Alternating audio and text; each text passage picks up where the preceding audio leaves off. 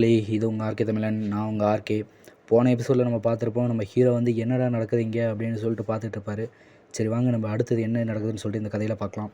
இந்த எபிசோடோட ஸ்டார்டிங்லேயே வந்து நம்ம ஹீரோயினும் அவளோட ஃப்ரெண்டு 2 பேருமே வந்து அங்கேருந்து பார்க்குள்ளே தான் போகிறாங்க. அவங்க போகும்போது அந்த டிரைவர் பார்த்துட்டு பார்க்குள்ளெல்லாம் போகிறாங்களா அப்படின்னு சொல்லிட்டு இருப்பான். அப்போ தான் நம்ம ஹீரோ சொல்லுவான், யோ நீ நினைக்கிற மாதிரிலாம் ஒன்றும் இல்லை அப்படின்னு சொல்லிட்டு இருப்பான். அப்போ தான் நம்ம ஹீரோ ஒரு விஷயத்தை கவனிப்பார்.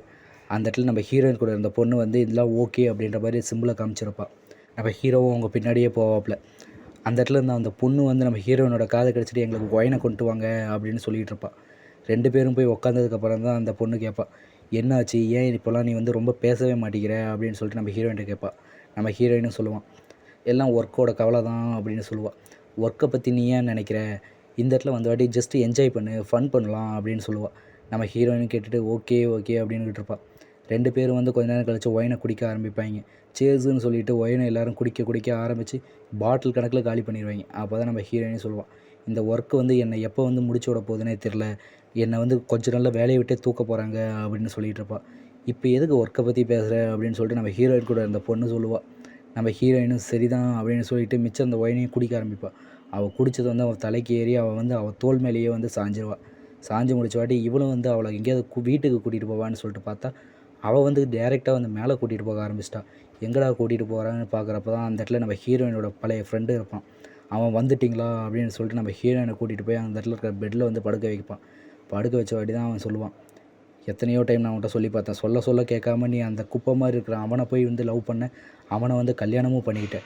இதுக்கு மேலேயும் உன்னை இப்படியே விட முடியாது, இனிமேல் நீ என்ன பண்ணுறன்னு பார்க்கலாம் அப்படின்னு சொல்லிட்டு அவன் வந்து அந்த இடத்துல வீடியோ கேமராவை வேறு செட் பண்ணி வச்சுருப்பான். அப்போ தான் அந்த இடத்துல வந்து ஒரு கதவை தட்டுற சவுண்டு கேட்கும்.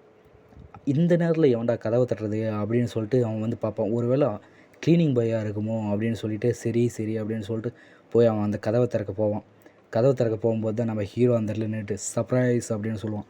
குயின்லி நீ எப்படி இங்கே வந்தேன்னு சொல்லிட்டு இவனும் ஒரு பக்கம் கத்த ஆரம்பிப்பான். அப்போ தான் நம்ம ஹீரோ இந்த பக்கம் திரும்பி பார்த்துட்டு நம்ம ஹீரோயின் அந்த இடத்துல படுத்துட்டு இருக்கிறத பார்ப்பான். அப்போ நம்ம ஹீரோ ஒரே கிக்லேயே வந்து அவனை அடித்து பறக்க விட்டுருவான். பறக்க விட்டது மட்டும் இல்லாமல் அவன் வந்து ரத்த வாந்தியாக கக்க ஆரம்பிப்பான். இப்போ சொல்கிறா, உனக்கு எப்படிடா சாகணும்னு ஆசை அப்படின்னு சொல்லிட்டு நம்ம ஹீரோ கேட்பான். அது கேட்ட உடனே என்னை மன்னிச்சிட்டு, நான் இனிமேல் உன் கண்ணு முன்னாடியே பட மாட்டேன், என்னை இப்போ மட்டும் உயிரோட விட்டுரு அப்படின்னு சொல்லிட்டு அவன் கதற ஆரம்பிச்சிடுவான். நான் ஆல்ரெடி ரத்தம் வந்து எடுத்துகிட்டு இருக்கேன், நான் இன்னும் எத்தனை நாள் வாழ போகிறேன்னு தெரிலன்ற மாதிரி கொஞ்சம் கொஞ்சமாக அப்படியே வந்து கதை விட ஆரம்பிச்சிடுவான். நம்ம ஹீரோ பார்த்துட்டு, இங்கேருந்து முதல்ல கிளம்பு, இன்னொரு டைம் நான் உன்னை பார்த்தேன்னா நீ இனிமேல் என் கையில் தான் சாவ அப்படின்னு சொல்லுவான். அவன் தேங்க்யூன்னு சொல்லிட்டு அங்கேருந்து கிளம்ப பார்ப்பான். கிளம்புறன்ற பேரில் திடுதிப்புன்னு வந்து அவன் கையில் வந்து கத்தி எடுத்து நம்ம ஹீரோவை அட்டாக் பண்ண பார்ப்பான். நம்ம ஹீரோ வந்து எனக்கு தெரியும்டா நீ திருந்துற ஜென்மம் இல்லைன்னு சொல்லிட்டு அவன் கையில் இருந்த அந்த ஊசியை வச்சு அவனை குத்தக்கூடாத இடத்துலையே குத்திடுவாப்புல. ஒருத்தர் உடனே சொல்லுவார், யாரையாவது ப்ளேம் பண்ணோம்னா நீ உன்னையே ப்ளேம் பண்ணிக்க, ஏன்னா நீ தான் உன்னோட நிலைமைக்கு காரணம் அப்படின்னு சொல்லுவான். அப்போ தான் நம்ம ஹீரோவும் அவனை வந்து அங்கேருந்து அப்படியே வெளியே தூக்கி எறிவான்.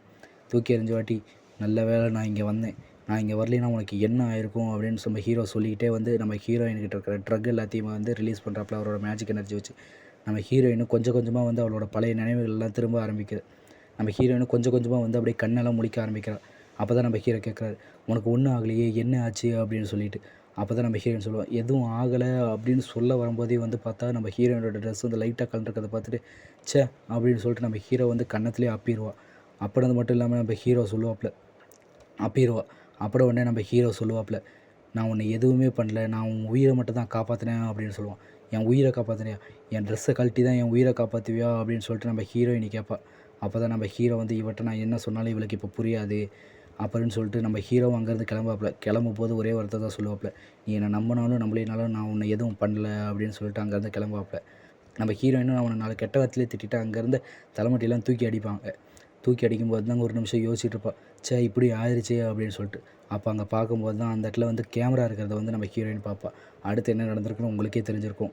நம்ம ஹீரோவும் வந்து அந்த இடத்துலேருந்து வெளியே வந்துட்டு சே இப்படி ஆயிடுச்சு அப்படின்னு சொல்லிட்டு யோசிச்சிருப்பார். அப்போ தான் நம்ம ஹீரோவுக்கு ஒரு கால் வரும். நம்ம ஹீரோவும் கால் எடுத்து சொல்லுங்கள் சிஸ்டர் வான் அப்படின்னு சொல்லுவாங்க. சிஸ்டர் வான்றது யாரும் இல்லை கைஸ், ஒரு பொண்ணோட பிம்பிள் எல்லாத்தையும் நம்ம ஹீரோ குணப்படுத்தியிருப்பார் தெரியுமா, அவங்க பேர் தான் சிஸ்டர் வான். அந்த வானுன்ற பொண்ணு வந்து சொல்லுவாள், எனக்கு வந்து நீ வந்து செஞ்சு கொடுத்த அந்த ஆயின்மெண்ட் வந்து தேவைப்படுது, எனக்காக இன்னொரு பெஞ்ச் வந்து கிடைக்குமா அப்படின்னு சொல்லிட்டு கேட்பா. அப்போ தான் நம்ம ஹீரோ சொல்லுவான், கிடைக்குமே ஏன் கிடைக்காது அப்படின்னு சொல்லிட்டு. ஆனால் இந்த டைம் வந்து வெறும் ஒரு சின்ன பெஞ்ச் கிடையாது, எனக்கு 200 வேணும் அப்படின்னு சொல்லுவாள். ஒரு 2 மில்லியனுக்கு வந்து அந்த பெஞ்சை வந்து நான் வாங்கிக்கிறேன் அப்படின்னு சொல்லுவாள். நோ ப்ராப்ளம், நான் வந்து அதை கொடுத்துட்றேன் அப்படின்னு சொல்லிட்டு நம்ம ஹீரோவும் சொல்லுவான். ஆனால் வந்து அது அந்தளவுக்கு வந்து ஒர்த்தானது கிடையாதே அப்படின்னு சொல்லிட்டு நம்ம ஹீரோ சொல்லுவான். அப்போ தான் அந்த பொண்ணும் சொல்லுவாள், அது அந்தளவுக்கு ஒர்த்தோ இல்லையோ, நீ வந்து இப்போ ஒரு மெடிக்கல் கிளினிக் வந்து ஆரம்பிக்கிறேன்னு சொல்லிட்டு என்கிட்ட சொன்னாங்க. இந்த காசை வந்து அந்த இதுக்கு வந்து யூஸ் பண்ணிக்க அப்படின்னு சொல்லிட்டு அந்த வானுன்ற பொண்ணு சொல்லுவா. நம்ம ஹீரோவும் ரொம்ப தேங்க்யூ சிஸ்டர் வான் அப்படின்னு சொல்லிட்டு ஃபோனை கட் பண்ணுவோம். திருதுப்புன்னு பார்க்குறப்ப தான் தெரியுது டைம் வந்து கிட்டத்தட்ட 12 மணி ஆயிடுச்சு. நம்ம ஹீரோவும் இவ்வளோ நேரம் வீட்டுக்கு போகல. அப்போ தான் நம்ம ஹீரோயின் வந்து யோசிச்சிருப்பா. 12 மணி ஆயும் அவன் இன்னும் வரவே இல்லை. நம்ம திட்டினதுனால ஒரு வேளை அவன் இன்னும் வரவே இல்லையோ அப்படின்னு சொல்லிட்டு யோசிச்சுட்டு இருப்பா. அப்போ தான் நம்ம ஹீரோ வந்து பொறுமையாக கதவை திறந்துட்டு உள்ளே வருவார். உள்ளே வந்ததுக்கப்புறம் 2 பேரும் என்ன பேசுறதுன்னு தெரியாமல் ஒரு நிமிஷம் நிற்பாங்க. நம்ம ஹீரோவும் அப்படியே அங்கேருந்து உள்ளே போயிடலான்னு சொல்லிட்டு பார்ப்பாப்புல. அப்போ தான் நம்ம ஹீரோயினி கேட்பா, உனக்கு எதுக்கு இவ்வளோ நேரம் ஆச்சு வீட்டுக்கு வரத்துக்கு அப்படின்னு சொல்லிட்டு. நம்ம ஹீரோ என்ன சொல்கிறதுன்னு சொல்லிட்டு ஒரு நிமிஷம் யோசிப்பார். எனக்கு கொஞ்சம் வேலை இருந்துச்சு அப்படின்னு சொல்லிட்டு நம்ம ஹீரோ சொல்ல வரும்போதே சொல்லுவோம்.